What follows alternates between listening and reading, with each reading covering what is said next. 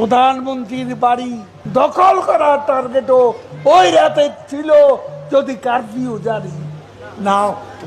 এই প্ল্যান তাদের ছিল শ্রীলঙ্কা স্টাইলে প্রধানমন্ত্রীর বাড়ি আক্রমণ করা, অভ্যুত্থানের উপর রাইড করে শাহ ভবনের যুবরাজ ক্ষমতা দখল করবে। এটাই তো তাদের পরিকল্পনা।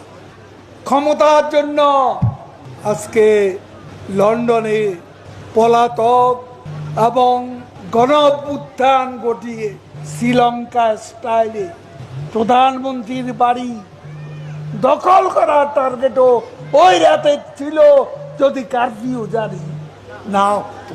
এই প্ল্যান তাদের ছিল শ্রীলঙ্কা স্টাইলে প্রধানমন্ত্রীর বাড়ি আক্রমণ করা, অভ্যুত্থানের উপর রাইড করে শাহ ভবনের যুবরাজ ক্ষমতা দখল করবে।